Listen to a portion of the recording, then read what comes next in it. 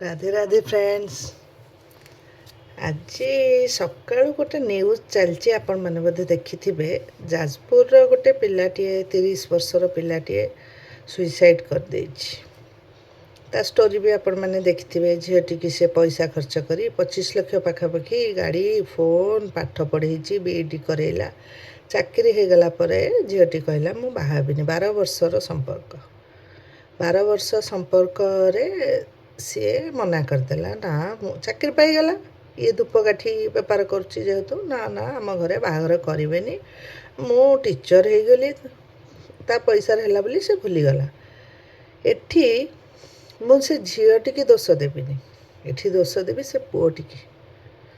12 ବର୍ଷର ସମ୍ପର୍କ ବଡ଼ ହେଇଗଲା 30 ବର୍ଷର ସମ୍ପର୍କ ପାଖରେ। ସେ ଯେତେବେଳେ 25 ଲକ୍ଷ ଦେଉଥିଲା, ଘର ଲୋକ ବି କହୁଛନ୍ତି ଆମ ପୁଅ ତାକୁ ପଢ଼େଇଲା, ଗାଡ଼ି ଦେଇଛି, ଫୋନ୍ ଦେଇଛି। ସେ ଝିଅ ଯେତେବେଳେ ନେଉଥିଲା, ସେ ଝିଅ କେଉଁ ଚରିତ୍ରର ଜାଣି ହେଲାନି। ସେ ନିହାତି ପୁଅଠାରୁ ଏଜ୍ରେ ସାନ ହେଇଥିବ। ସେ ଏତେ ମ୍ୟାଚୋର୍ ମାଇଣ୍ଡରେ ହ୍ୟାଣ୍ଡେଲ୍ କଲା, ସବୁ ହାସିଲ କଲା, ତାପରେ ଗୋଇଠାଟା ମାରିଲା। ତମେ ଏମିତି ଛୁଆ ଜାଣିପାରିଲନି।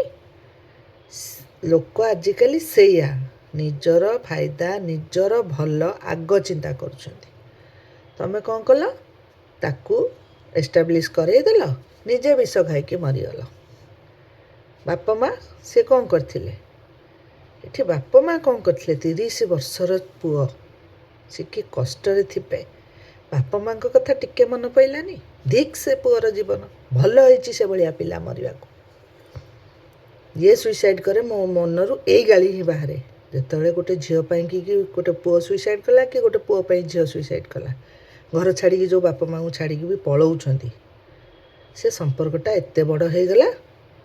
ଜନ୍ମ ହେଲାବେଳେ ଯେତେବେଳେ ଜନ୍ମ ହେଇଗଲା, ତୁମକୁ କୋଳରେ ଧରି ନଥିଲେ, ତୁମେ ଉଠିକି ଚାଲିଥିଲ, ହାତରେ ଖାଇଥିଲ, ରୋଜଗାର କରିଥିଲ। ତୁମ ଗାଧୁଆ, ତେଲ ଘଷା, ତୁମ ବ୍ରସ୍ କରିବାଠୁ ଆରମ୍ଭ କରି, ଝାଡ଼ା ପରିସ୍ରା ପୋଛିଆଠୁ ଆରମ୍ଭ କରି ବାପା ମା କରିଥିଲେ ନା ସେ ଝିଅ କରିଥିଲା? କି ଗୋଟେ ଝିଅ ପାଇଁ ସେ ପୁଅ କରିଥିଲା?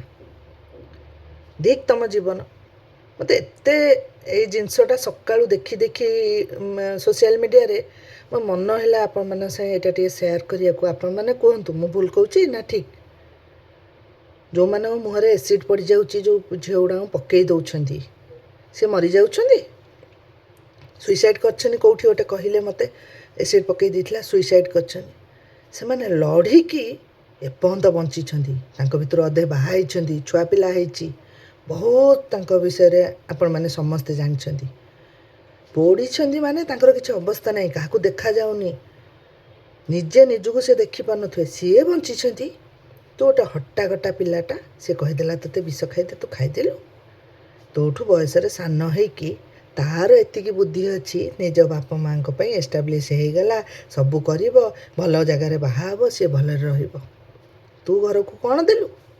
ସେ ବାପା ମାଙ୍କୁ ବାହାର କରିଦେଲା। ତାକୁ କହିଥାନ୍ତୁ ଛାଡ଼, ମୁଁ ଭାବିଲି କାହାକୁ ଦାନ କରିଦେଲି, କେଉଁ ଭିକାରୀକି ଦେଇଦେଲି, ଯା। ସିଏ ଭୋଗ କରିପାରିନଥାନ୍ତା, ସିଏ ତା ଜୀବନରେ ଶାନ୍ତିରେ ରହିପାରିନଥାନ୍ତା। ତମେ ତମ ବାପା ମାଙ୍କ କଥାରେ ବାହା ହେଇଥାନ୍ତ। ଆଜି ମନ ହେଲାନି? ହଁ, ମନକୁ ପାଇଯାଇଥିଲା। ଆରେ 12 ବର୍ଷ ସମ୍ପର୍କ ମନକୁ ପାଇଗଲା, 30 ବର୍ଷ ସମ୍ପର୍କ ଫିକା ପଡ଼ିଗଲା। କି ଭଲ ପାଇବା? ଭଲ ପାଇବା ସେଇଠି ଦେଖାଅ। 30 ବର୍ଷ ସମ୍ପର୍କରେ ଭଲ ପାଇବା ଦେଖାଅ। 12 ବର୍ଷ ସମ୍ପର୍କରେ ଭଲ ପାଇବା ଦେଖାଉଛ। ଏତେ ଟ୍ରୁ ଲଭ୍, ୟାକୁ କୁହାଯାଏ ଟ୍ରୁ ଲଭ୍। ଧିକ୍, ଛି, ଏଗୁଡ଼ା ସବୁ ଫାର୍ସ ଚାଲିଛି। ସମ୍ପର୍କ ଯଦି ଏତେ ଗାଢ଼ ହେଇଯାଉଛି, ବାପା ମାଙ୍କ ସହ ଏତେ ବର୍ଷ ରହିଲେଣି, କେମିତି ଗାଢ଼ ହେଲାନି?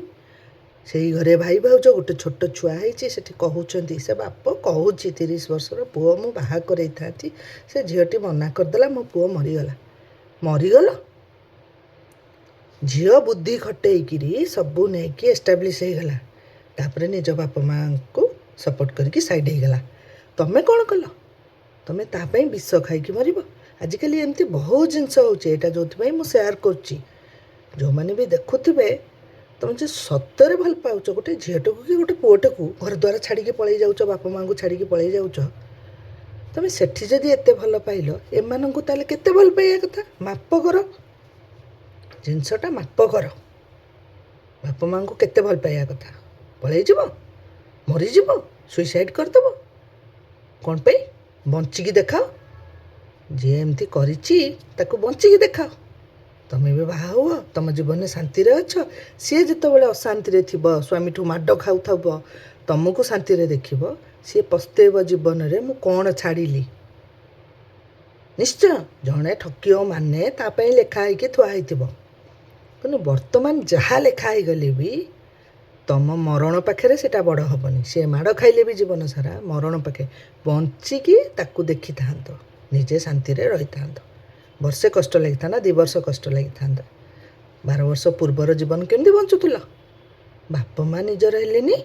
ସେ ବାପା ମା' ଯେଉଁ ଗଡ଼ିକି କାନ୍ଦୁଛନ୍ତି, 30 ବର୍ଷର ପୁଅ, ସୁନ୍ଦରିଆ, କେତେ ଭଲ ପୁଅଟେ, ରୋଜଗାରିଆ ପୁଅ, ସେ ଯେଉଁ ବିଜନେସ୍ କରିଥାଉ, ତା ମନକୁ ପାଇଲେନି। ତୋ ବାପା ମା' ତ ତୋତେ ଭଲ ପାଆନ୍ତି। ମୋତେ ଏଇଟା ଏତେ କଷ୍ଟ ଲାଗିଲା। ଦୟାକରି ଏ ଯୁବପିଢ଼ିଙ୍କ ପାଖରେ ମୋର ଅନୁରୋଧ, ସେମିତି ଭୁଲ କରନ୍ତୁନି। ଯିଏ ଛାଡ଼ିଲା ତାକୁ ବଞ୍ଚିକି ଦେଖାନ୍ତୁ, ତାକୁ ଖୁସିରେ ରହିକି ବଞ୍ଚିକି ଦେଖାନ୍ତୁ। ସେ ବୁଝିବ କ'ଣ ହରେଇଲା। ପଶ୍ଚାତାପ କରିବାକୁ କାରଣ ଦିଅନ୍ତୁ। ମରିଗଲେ ତ ସେ ଖୁସି ହେଲା, ତା ବାଟ ସଫା ହେଇଗଲା। ସେମିତି କରନ୍ତୁନି। ମୁଁ ଏଇଟା ଭୁଲ କହୁଛି କି ଠିକ୍ କହୁଛି, ଆପଣମାନେ ହିଁ କୁହନ୍ତୁ। ମୁଁ ଏଇଟା ଗୋଟେ ପୋଷ୍ଟ ଉଦ୍ଦେଶ୍ୟରେ କରିନି କି ମୋର ଭ୍ୟୁଜ୍ ପାଇଁ, ମୋର କମେଣ୍ଟ ପାଇଁ। ନା, ମୋତେ କିଛି ନ ଦିଅନ୍ତୁ। ମୁଁ ଏଇଟା ଖାଲି ଭୁଲ କି ଠିକ୍ ଆପଣମାନେ ବିଚାର କରନ୍ତୁ। ମୋତେ ମୁଁ ଯେଉଁ ଜିନିଷ ପୋଷ୍ଟ କରୁଛି, ମୋତେ ଯେଉଁଟା ମନକୁ ବାଧୁଛି, ମୁଁ ସେ ଜିନିଷଟା ପୋଷ୍ଟ କରୁଛି। ମୁଁ ଯାହା କଲେ ବି ମୋର ମୁଣ୍ଡରେ ଆଜି ସେ ଦିନ ସାରା ସେ ଜିନିଷଟା ଚାଲିଛି। ମୁଁ ଆପଣମାନଙ୍କ ସାଙ୍ଗେ ସେୟାର କରିଦେଲେ ମୋତେ ବହୁତ ଶାନ୍ତି ଲାଗିବ। ରାଧେ ରାଧେ।